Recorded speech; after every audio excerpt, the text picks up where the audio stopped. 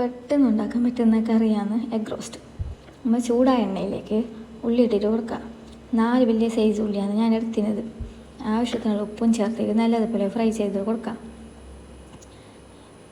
3 പച്ചമുളകും, ഒരു 7-8 അല്ലി വെളുത്തുള്ളി, പിന്നെ ചെറിയ സൈസ് ഇഞ്ചി, ഇതെല്ലാം അരച്ചെടുത്ത പേസ്റ്റും ഇതിലേക്ക് ഇട്ടിട്ട് കൊടുക്കാം. ഇതെല്ലാം ഇട്ടിട്ടായിട്ട് നല്ലപോലെ ബ്രൗൺ കളറാകുന്ന പോലെ വാട്ടിയിട്ട് എടുക്കണം. നല്ലോണം ഫ്രൈ ആയതിനു ശേഷം ഇതിലേക്ക് നമുക്ക് തക്കാളി ഇട്ട് കൊടുത്തങ്ങ് മതി. പിന്നെ പച്ചമുളക് എരിവനുസരിച്ചിട്ട് ഇട്ടങ്ങ് മതി. ഞാനതുകൊണ്ട് 3 പച്ചമുളകാണ് എടുത്തത്. തക്കാളി വലിയ സൈസ് ആയതുകൊണ്ട് 1 തക്കാളി എടുത്തത്.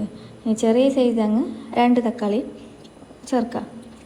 തക്കാളി കുറച്ച് വാടിയിട്ടാകുമ്പോൾ അതിലേക്ക് നമുക്ക് മസാലപ്പൊടിയെല്ലാം ഇട്ടിട്ട് കൊടുക്കാം. 1/4 ടീസ്പൂൺ മഞ്ഞൾപ്പൊടിയും, 1/2 ടീസ്പൂൺ ചിക്കൻ മസാല, 1/2 ടീസ്പൂൺ കുരുമുളക് പൊടി, 1/2 ടീസ്പൂൺ മല്ലിപ്പൊടിയും 1 ടീസ്പൂൺ മുളക് പൊടിയും ചേർത്തിട്ട് നല്ലപോലെ നമുക്ക് ഫ്രൈ ആക്കിയിട്ട് എടുക്കാം. ഇതിനെല്ലാം നല്ല ഒടിഞ്ഞിട്ട് വരുവോളം നല്ലോണം ഫ്രൈ ആക്കിയിട്ട് എടുക്കണം. നല്ല മസാലപ്പൊടീൻ്റെ എല്ലാം നല്ല മണം വരുവോളം നമുക്ക് ഫ്രൈ ആക്കാം. അപ്പോഴേക്കും നമുക്ക് തക്കാളി നല്ല ഒടിഞ്ഞിട്ടെല്ലാം കിട്ടും.